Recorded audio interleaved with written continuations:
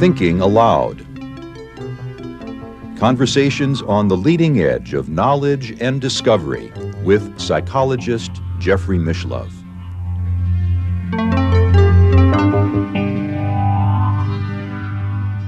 Hello and welcome. I'm Jeffrey Mishlove. Once again, I'm with my favorite guest. Naturally, he's referring to me. I'll be interviewing myself yet again. And our topic today is going to be an overview of the science of postmortem survival. Now, before we get started, there needs to be a qualification because the science of postmortem survival can be traced back as far as the 1840s. We're talking about over 150 years. And I'm about to provide an overview for you in the next less than half an hour. How is that going to be possible? I'm glad you asked the question, but who's interviewing who, after all? In any case, of course, we won't be able to delve into the thousands of myriad details. This is going to be a bird's eye approach. So let me begin by asking you.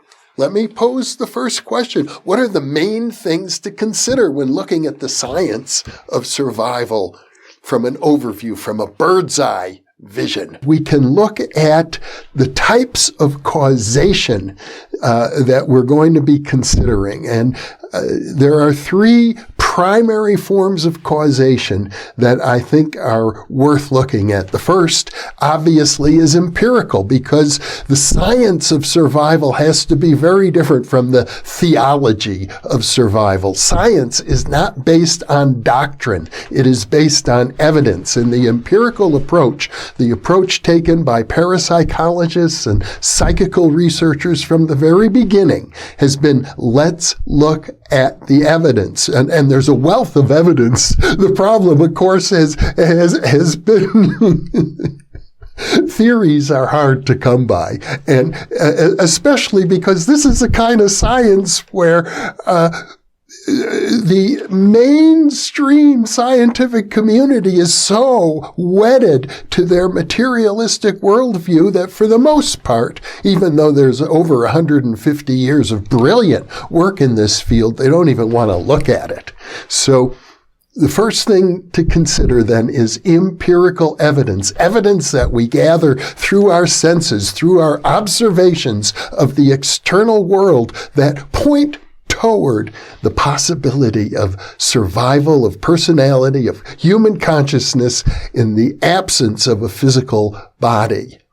And by far, that's the most significant portion of this field, is the empirical field. But there's more than that. I think I'm inspired by the great psychologist William James, one of the founders of the American philosophical tradition of pragmatism. In a nutshell, you could say pragmatism means if it works, it's true. And in the field of survival research, there are many, many pragmatic areas where you can say the deceased are interacting with us. They are having an impact in our world. And those are the pragmatic virtues of discarnate life, you might say, in the physical world. So that's the second element. And the third type of causation that I want to look at here, or justification, if you wish, is what Aristotle called the final cause, the teleology, the purpose. Where is it all leading? What is the future of survival research? So that's the overview in a nutshell. That was great. And now let's delve into, in the limited time that we have, the empirical evidence for survival. Well, it's worth saying that there are, I'd say maybe 20, more than 20 different areas of investigation, human endeavor that all point to the possibility of survival. Now, some of these things are very extensive and very obvious. The largest is mediumship research on spiritualist mediums. And here I'm going to enumerate 3 different kinds of mediums. Mental mediums, those who purport to and give evidence of receiving information from discarnate entities. That's mental mediumship. Physical mediumship it's an even larger category in the sense that while we think of physical mediums as extremely rare and the things they produce are so bizarre that people tend to ignore it completely and say it just can't be true. We're talking about spirit materializations, trumpets flying through the air, paintings materializing, apports, all of these things that are done at the agency of spiritual entities, but somehow the medium, the physical medium, is a significant catalyst for this. And you have a large group of people who say, I've never witnessed it, so it can't be true, or it's obviously fraud, and there have been many examples of fraud that have been found in history. Nonetheless, one has to say, and I have to say in particular, having investigated psychokinesis in my study of the PK man, that I don't doubt that these things really occur. And when you look at the care with which investigators have been looking at this phenomenon going back to Sir William Crookes in the 19th century, the only way you can deny it out of hand is by saying, I refuse to even look at the evidence, which is, in fact, what many so-called skeptics, more accurately known as scoffers, do. They just deny it without any effort to look at it. And that's a normal human response. I don't blame these people. I certainly felt much that way myself with regard to bizarre evidence. And now there's a third type of mediumship, which is really fascinating, known as direct voice. This is where it's really a form of physical mediumship, I suppose. It's where voices appear in the room, maybe through one of these trumpets, which is sort of like a megaphone. But the medium is not using their own vocal cords. They are not speaking. Their lips are not moving. It's not ventriloquism, for goodness sakes.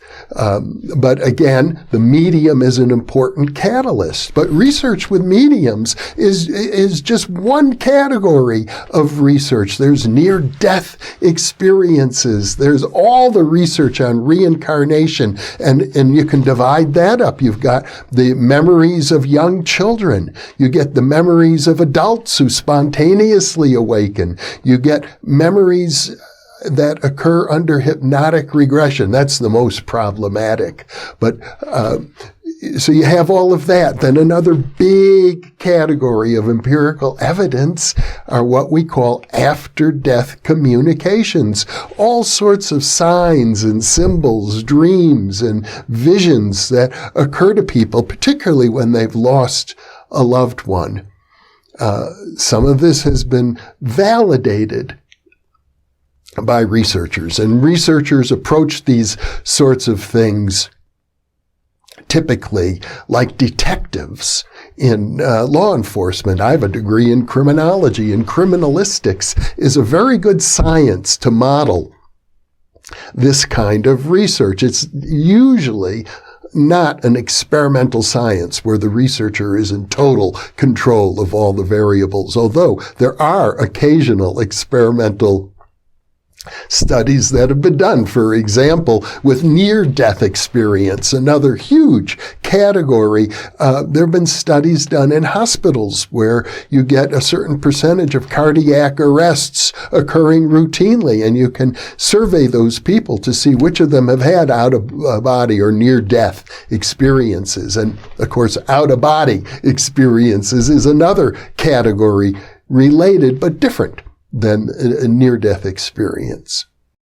Well, I think it's worth saying that even with all of these categories, and I know we've only gone through less than a third of them so far, there's the controversy within parapsychology of those who say it doesn't matter how good your evidence is, it can be explained as living agent psi. ESP and psychokinesis amongst the living. So there's no need to postulate the idea of an afterlife. It's an extra hypothesis. We all know we're here in the physical world. Why postulate an afterlife? Big controversy within psychology. There are people such as my friend, Stephen Browdy, who take this point of view much of the time, not all the time actually, and his friend Michael Saduth, who I hope to have here on the New Thinking Aloud channel, who is much stronger in his advocacy of that point of view. How does that fit in? Isn't it ironic within parapsychology that you have those who would deny the afterlife because it could all be ESP and psychokinesis amongst the living? Then in the larger scientific community, you have groups of people who say, nah, even ESP is all BS. Psychokinesis, it's all BS. None of this exists whatsoever. The irony is that some of the best evidence for the existence of ESP and psychokinesis comes from the study of mediums. The evidence that they produce is so strong that for many decades it was known as Super-Psi, very sophisticated, elaborate examples of extrasensory perception of great accuracy. And I think most survival researchers think of it this way, that extrasensory perception and psychokinesis are additional pointers to the afterlife, and much of the evidence couldn't exist without it.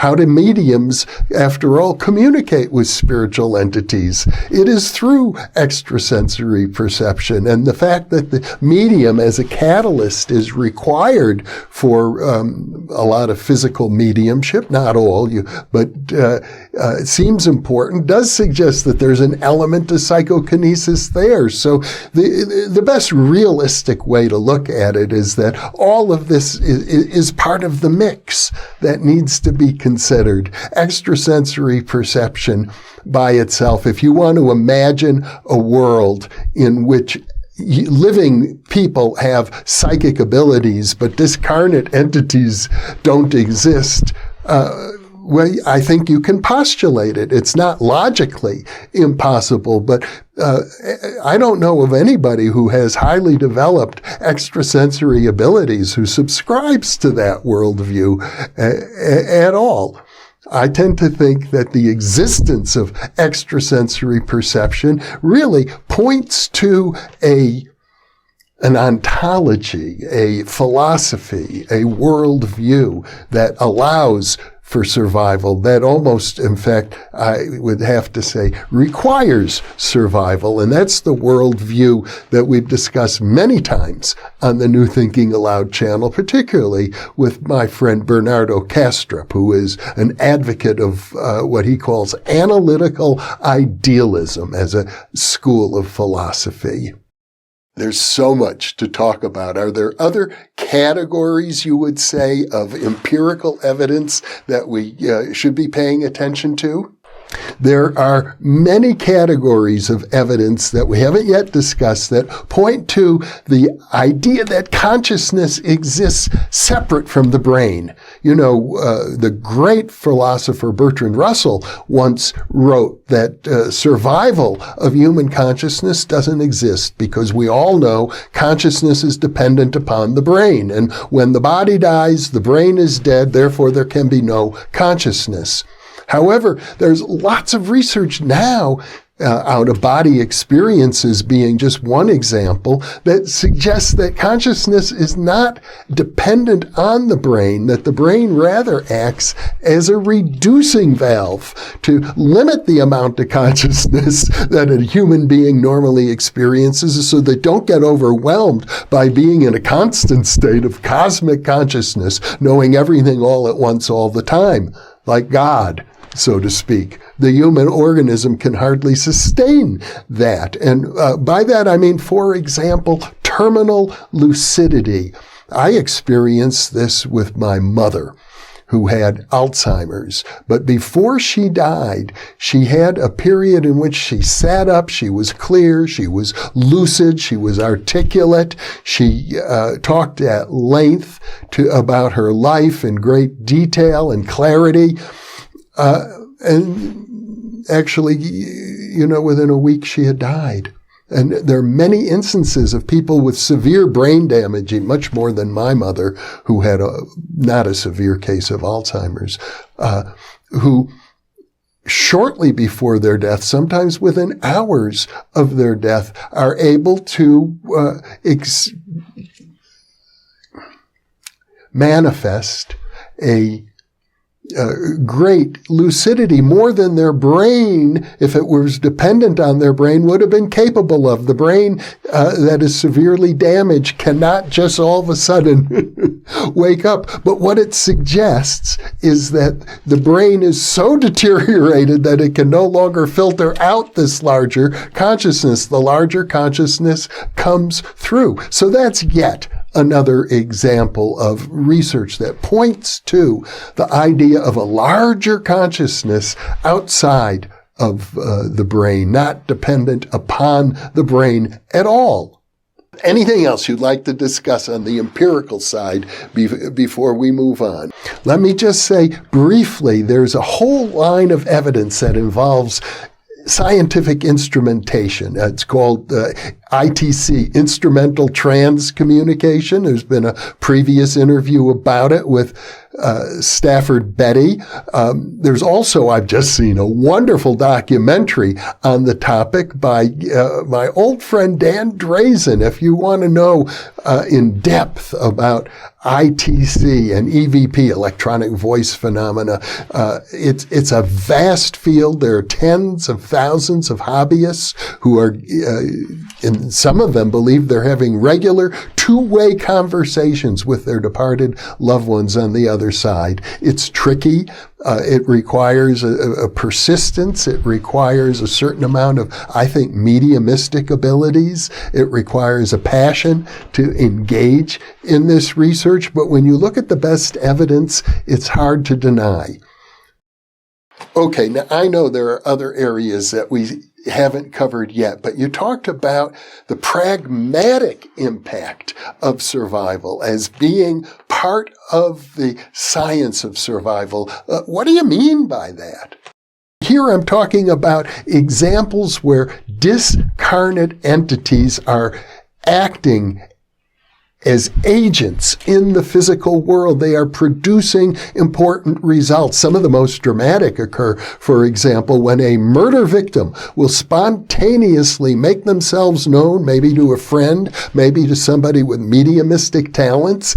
And there are cases where people have been arrested and convicted of murder based on the testimony of a discarnate entity. Now, to my knowledge, this hasn't yet occurred in a courtroom. It's occurred with the police, and the police are sufficiently convinced by evidence produced by, let's say, a medium or a friend of the murdered victim, who say, I have these messages. They've told me how they were murdered.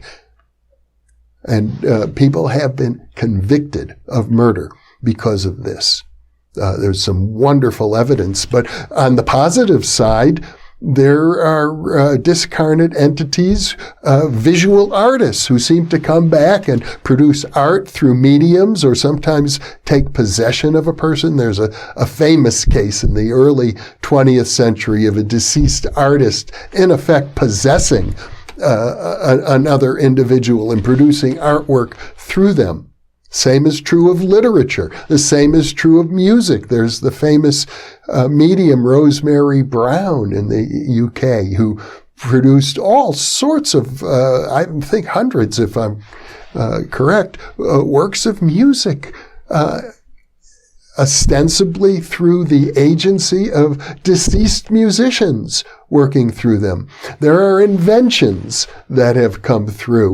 William Blake, the great artist, poet, mystic, claims that his style of engraving, for which he became famous, and even in his own lifetime, and now hundreds of years later, today, still famous, that invention, the way he created those engravings, was given to him via detailed conversations with his deceased younger brother, who was also an artist.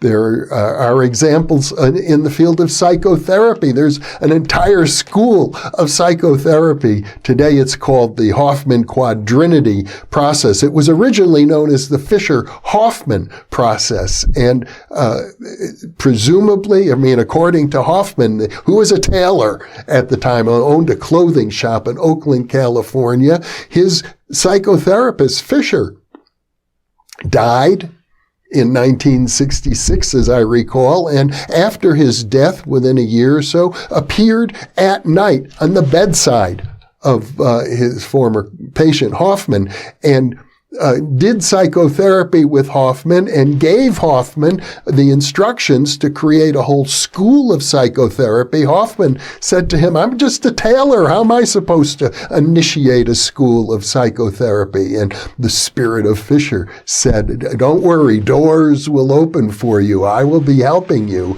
And today, the Hoffman quadrinity process is being offered, to my knowledge, around the world. So there are other examples, but what we're talking about here are instances in which deceased spirits are actors, actively producing effects here in the physical world. It's not the sort of thing that is often researched in parapsychology or psychical research, but some of these cases are extremely well known and have created worldwide movements. Isn't that fascinating? What what a wonderful world we live in. And you know where you're going with this, I can tell, is that the evidence for survival after death is actually overwhelming. And so that leads us, of course, to the third area, which is, where's it all going? What is it leading to? What's on the horizon? What are the next steps as we are being drawn toward a final cause, as Aristotle might say, a telos? Now, and I know teleology, or the idea of purpose or final cause, is generally not accepted in science, but we all work with this. Every invention, for example, has a purpose. Inventions are created because of the effects they will produce. So we live in a world full of purpose. Indeed, we do. And the way I see it, we're on the brink of a new era. I'm going to call it the era of psychonautics. We've lived for the past 50, 60, 70 years since the first moonshot in 1968, of which I was a witness, of course. Astronautics. But psychonautics is the exploration of inner space. And I think of it as, in some ways, as being comparable to, let's say, the 15th century, when explorers like Columbus were discovering a whole new continent. In this case, the whole new continent, I'll call it hyperspace.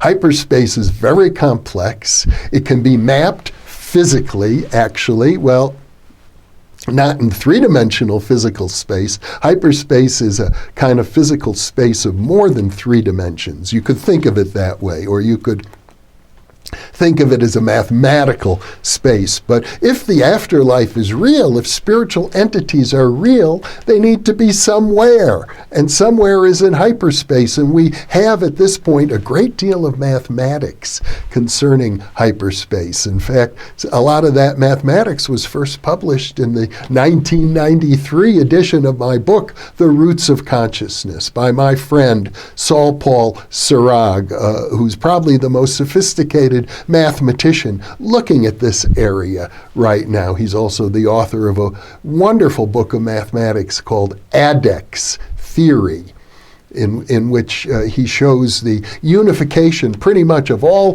the major mathematical tools used today in theoretical physics.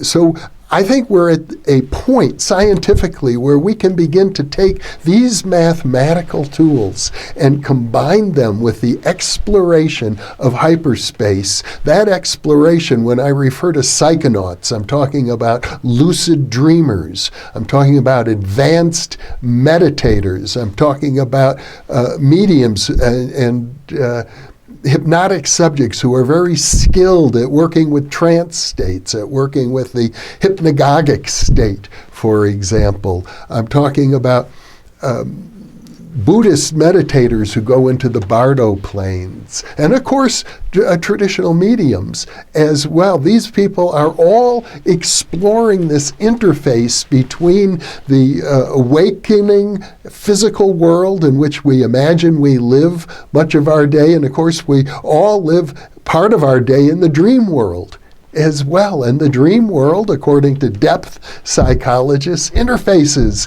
with the afterlife.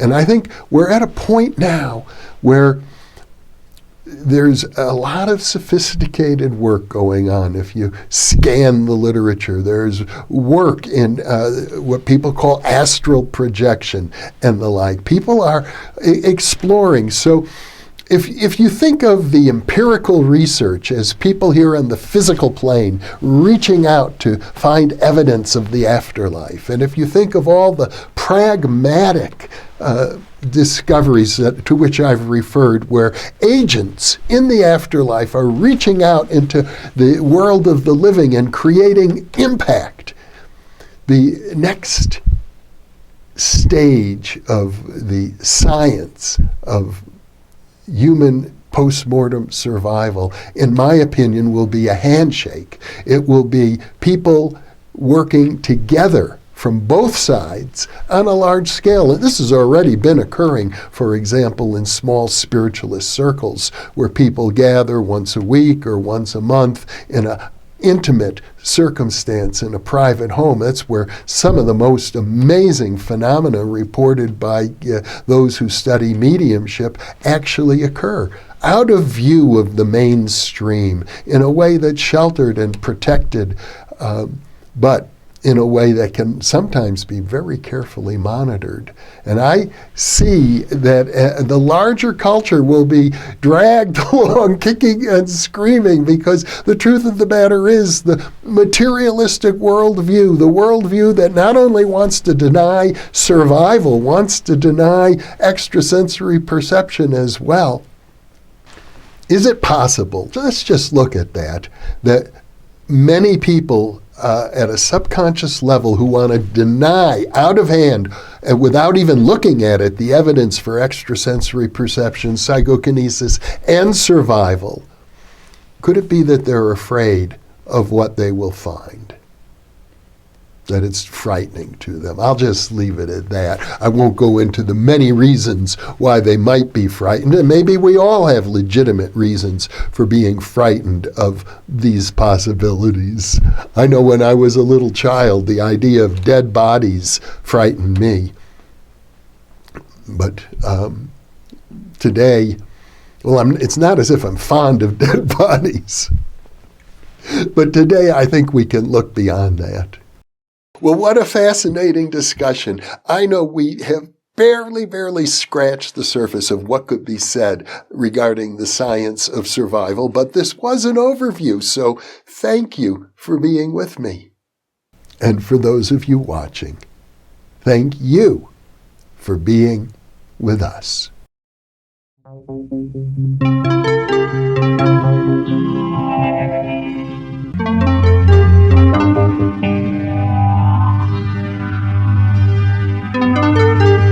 Thank you.